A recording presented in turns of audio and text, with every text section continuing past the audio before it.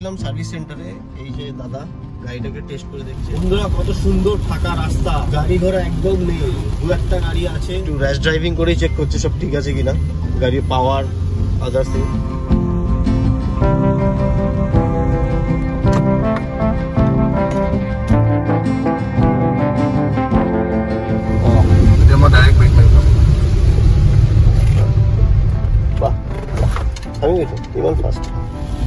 বন্ধুরা কি awesome weather, কি বলবো। চায়ের পাতাগুলো এতটাই পরিষ্কার হয়ে গেছে, পুরো সবুজ আর সবুজ।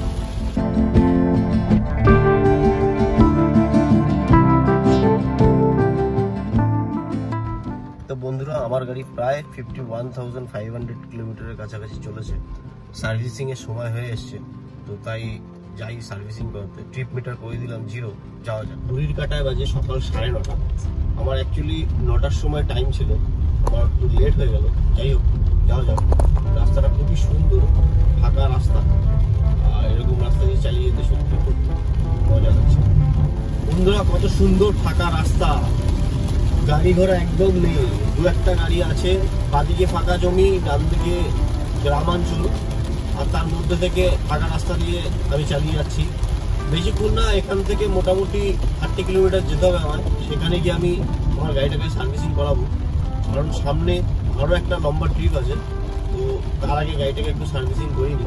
কি বৃত্তান্ত সার্ভিসিংয়ে কী হলো না হলো সব ডিটেলস আমি আপনাদের জানাবো। আর আর্টিকার সার্ভিসিং কস্ট কীরকম, 300 কি, সেটাও আপনাদের জানাবো। আপনারা সঙ্গে থাকুন।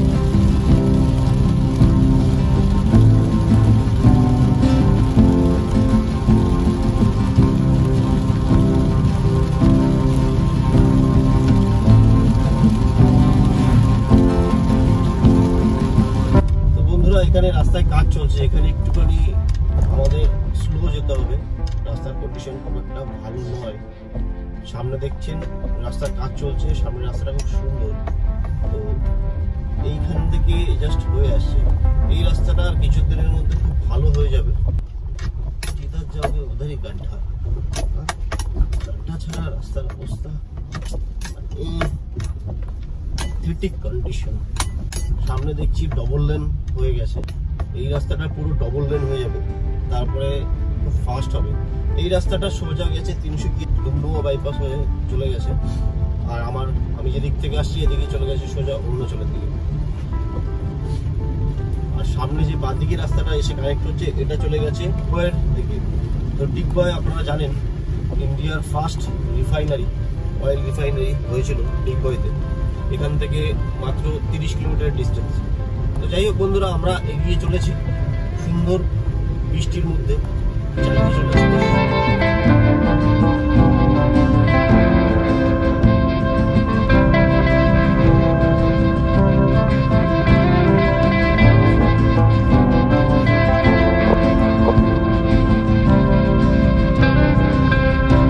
তো বন্ধুরা পৌঁছে গেলাম আমরা প্রায় মাকুমের কাছাকাছি। সামনে রেলওয়ে ওভারব্রিজটা রয়েছে, নিচ থেকে চলে যাচ্ছে রেল লাইন, আর উপর থেকে চলে যাবো আমরা সুন্দরভাবে। কত সুন্দর লাগছে।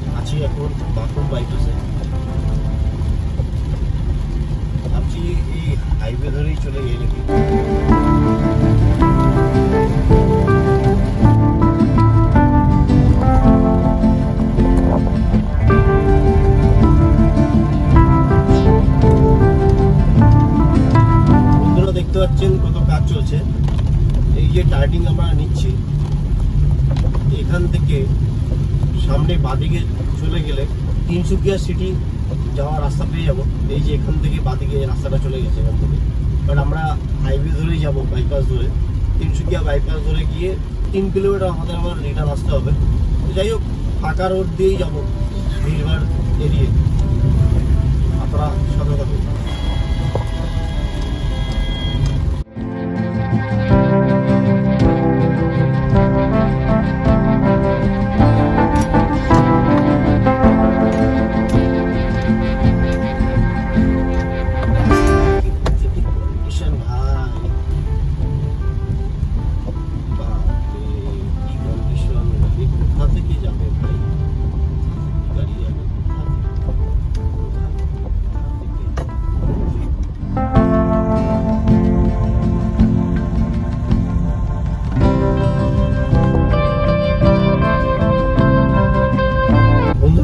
যে রাস্তাটা চলে গেছে এটাও তিনসুকিয়া সিটির মধ্যেই গেছে, বাট আমরা এখান থেকে ঢুকবো না, আমরা একটু আরো আগে এগিয়ে যাব এবং আগে থেকে একটু রিটার্ন হতে হবে আমাদের 2-3 কিলোমিটার মতো।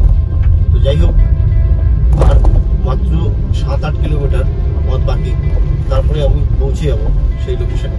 আপনারা দেখছেন এখানে রাস্তায় প্রায় কাজ চলছে, যার জন্য মাঝে মাঝে একটু আমাদের ঘুরে টুরে যেতে হচ্ছে, একটু ডাইভারশন নিয়ে। তবুও ভালো, আমি যদি সিটির মধ্যে দিয়ে যেতাম তো প্রচুর জ্যামের মধ্যে দিয়ে যেতে হতো আমার, তাই একটু সাবধানে এইভাবে যাওয়াটাই ভালো। সুন্দর হাইওয়ে দিয়ে চালিয়ে যাচ্ছি, আমার গাড়ির মাইলেজ আপনাদের দেখালাম, প্রায় 20 কিলোমিটার পার লিটার মাইলেজ দিচ্ছে গাড়ি এখন।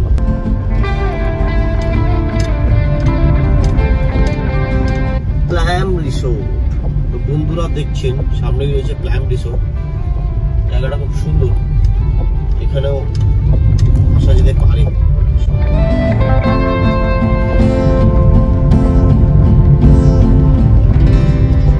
গাড়িগুলো যেভাবে আসছে, গরুগুলো যেভাবে রয়েছে। 27 কিলোমিটার চালিয়ে এসেছি বন্ধুরা, আর মাত্র 4 কিলোমিটার যেতে হবে, তারপরেই পৌঁছে যাবো। ডান দিকে যে রাস্তাটা চলে গেছে আপনারা দেখছেন, এটা হচ্ছে গিয়ে ডিব্রুগড় বাইপাস। যদি আমাদের ডিব্রুগড় যেতে হতো তাহলে আমরা ডান দিক থেকে বেরিয়ে যেতাম, কিন্তু না, আমরা সোজা বেরিয়ে যাবো। তো বন্ধুরা, আমি ফার্স্ট টাইম যখন এখান থেকে গুয়াহাটি গেছিলাম, আমি ভুল করে এই রাস্তায় ঢুকে পড়েছিলাম। এই রাস্তাটা সোজা চলে গেছে ডিব্রুগড় সিটির মধ্যে। আমরা যদি ডান দিক থেকে যেতাম তাহলে ডিব্রুগড় বাইপাস হয়ে যেতাম, আর সেটা খুব ভালো হতো। কিন্তু লাস্ট টাইম আমি যাওয়ার সময় ভুল করে সোজা বেরিয়ে গেছিলাম ডিব্রুগড় বাইপাস না গিয়ে, তো আমার অনেকটা সময় বেশি লেগেছিল, প্রায় 1.5-2 ঘন্টা আমার লস হয়েছিল এই রুটে যাওয়ার জন্য। তো যাই হোক, আপনাদের জানিয়ে রাখলাম, আপনারা যখন যাবেন ডান দিকে ডিব্রুগড় বাইপাস আপনারা যেতে পারেন। বন্ধুরা, প্রায় পৌঁছে গেছি, আর 1 কিলোমিটার আমাদের যেতে হবে। লেফট, এখান থেকে লেফট নিতে হবে নাকি? এখান থেকে লেফট, হ্যাঁ এখান থেকে লেফট, এখান থেকে লেফট নিলাম। লেফট, কি অবস্থা!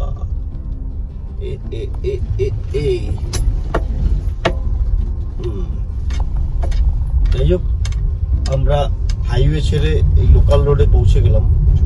সামনে আর 400 মিটার আগেই ন্যাশনাল হাইওয়ে,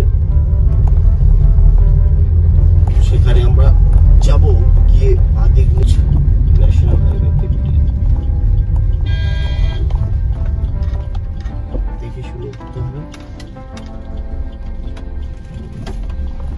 সামনে দেখছেন বন্ধুরা ট্রেন লাইন, সামনেই আছে Tinsukia station, new Tinsukia station.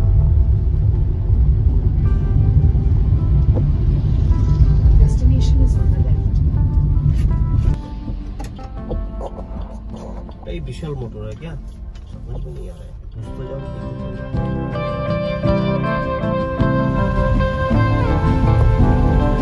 বন্ধুরা, কি বলবো, কি সিচুয়েশন নেই কি, একেতেই এতটা বৃষ্টি, আর তার উপরে গুগল লোকেশন দেখে গেলাম, বাট সেখানে দেখি বিশাল শোরুমই নেই। লোকেশন সম্ভবত একটু ভুল আছে, একটু এদিক ওদিক। যা হোক, আমি কথা বলে নিলাম, আমাকে আরেকটু আগে যেতে হচ্ছে। ওয়েলকাম টু লাইপুলি পৌঁছে গেলাম বন্ধুরা। বিশাল শোরুম কোথায়!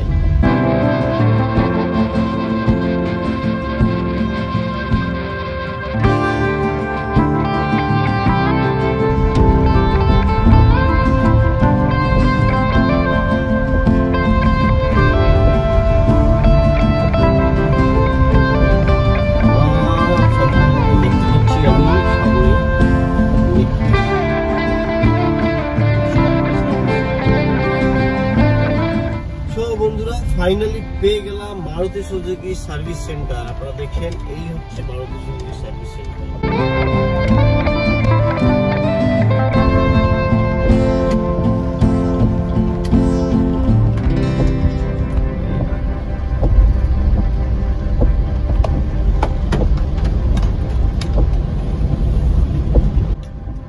সার্ভিসিং এর অ্যাপয়েন্টমেন্ট নেওয়া আছে। হ্যাঁ, তো বন্ধুরা পৌঁছে গেলাম। এত সুন্দর, মানে এত বড় লোকেশন রাস্তার সাইডে, বাট গুগল লোকেশনে কেন যে সাইডে দেখাচ্ছে কি জানি। এইগুলো সব কি সার্ভিসিং হয়ে গেছে না সার্ভিসিং হবে কি জানি বাবা। তো বন্ধুরা ফাইনালি পৌঁছালাম। প্রায় 32 কিলোমিটার আমি চালিয়ে এলাম। এখান থেকে এইটুকুনি রাস্তা, বাট গুগল লোকেশন ভুল দেখানোর জন্য আমার এই অবস্থা। কিটা হওয়া লাগেছিল নভেম্বর 2023 সার্ভিস সেন্টারে। এই যে দাদা গাড়িটাকে টেস্ট করে দেখছে। দাদা বললো হাই, দাদা নাম আপনার? বিকি বৈশ্য। দাদা বিকি বৈশ্য। তো দাদা বললো যে আমার গাড়ির সার্ভিসিং এর টাইম এখনো হয়নি, গাড়ির সবকিছু ঠিকই আছে, তবে একবার গাড়ি ড্রাইভ করে চেক করে নেওয়া যাক যদি কিছু প্রবলেম থাকে, কারণ সামনে একটা আবার লম্বা রাইড আছে, তো তার জন্য আমি একবার চেক করিনি। যদি সব ঠিক থাকে তাহলে কদিন পরেই আসবো সার্ভিসিং করাতে।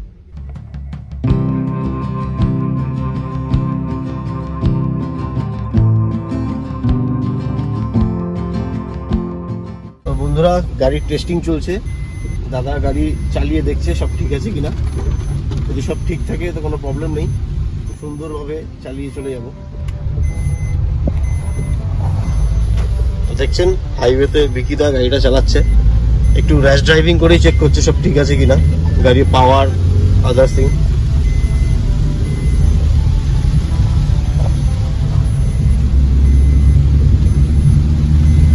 বাইরে প্রচন্ড বৃষ্টি, খুব সুন্দর লাগছে এরকম পরিবেশে গাড়ি চালিয়ে। আমি বেশ মজায় গাড়িটা চালিয়ে এসেছিলাম, আর যদি সব ঠিক থাকে তো আর কি দরকার আছে।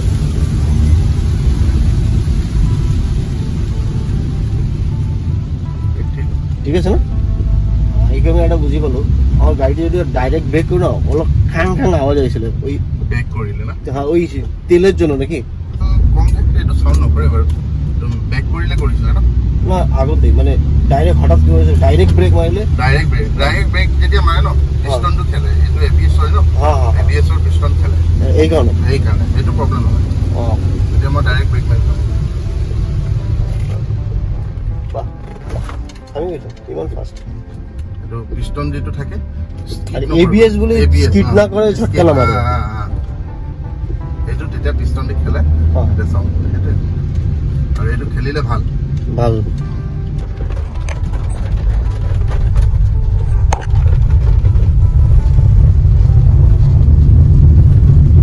এনেকুৱা সাউন্ড আৰু একো নাই, গাড়ি ঠিক আছে পুরো ঠিক আছে। তাহলে আরো দুটো রাইড হয়ে যাবে আমার লম্বা, সার্ভিস আমি আইছি এখন ওলাই যাব হ্যাঁ, সার্ভিসিং নাই। তো ফাইনালি ঘুরে চলে এলাম, টেস্ট হয়ে গেল, গাড়ির কোনো প্রবলেম নেই, গাড়ি একদম ঠিক আছে। তো যাই হোক সার্ভিসিংটা পরেই হবে। বন্ধুরা কি অসাম ওয়েদার, কি বলবো। এদিকে প্রচন্ড বৃষ্টি হচ্ছে, বাট উপরে মেঘের লেয়ারটা এতটাই কম যে সূর্যের আলো আসছে সেটা বোঝা যাচ্ছে। অনেক সময় বৃষ্টি হলে প্রচন্ড অন্ধকার নেমে আসে, বাট আমি বুঝতে পারছি সকাল 11টা বাজে আর সূর্যদেব পুরো মাথার উপরে আছে। লাইটটা বুঝতে পারছেন কতটা পরিষ্কার, এত সুন্দর লাগছে গাড়ি চালিয়ে কি বলবো বন্ধুরা। দুদিকে চা বাগান আর আমরা চলেছি ন্যাশনাল হাইওয়ে দিয়ে, আর বৃষ্টির জলে চায়ের পাতাগুলো এতটাই পরিষ্কার হয়ে গেছে, পুরো সবুজ আর সবুজ। এত সুন্দর ওয়েদার কি বলবো বন্ধুরা। আর এরকম সিচুয়েশনে গাড়ি চালিয়ে যে কি মজা সেটা আপনাদের বলে বোঝাতে পারবো না। গাড়ি চলছে আমার মোটামুটি 70-80-র মাঝে, আর গাড়ির মাইলেজ আমার দিচ্ছে এখন 17.4 কিলোমিটার পার লিটার। তো যাই হোক বন্ধুরা ভালোই হলো, গাড়িটা নিয়ে এলাম। সার্ভিসিং তেমন কিছু হলো না, বাট আমার গাড়ির টেস্ট হয়ে গেল যে গাড়ি ঠিক আছে। গাড়ির ব্রেক অয়েল একটুখানি লেভেল কম ছিল, তো শুধু একটু ব্রেক অয়েল টপ আপ করে দিল, বাট বাকি ঠিকই আছে, গাড়ির কোনো প্রবলেম নেই। আরও 4000 কিলোমিটার আমি ইজিলি চালাতে পারবো। আমি লাস্ট সার্ভিসিং করেছিলাম নভেম্বর 2023, 1 বছর এখনো হয়নি। আমার গাড়ি তার মধ্যে প্রায় 5600 কিলোমিটার চলেছে, এখনো 4500 কিলোমিটার আমি চালাবো, তারপরে আমি সার্ভিসিং করাতে আসবো। তো যাই হোক বন্ধুরা, বেশ ভালোই হলো, আপনারা এই মরশুমের রাইডটা এনজয় করুন।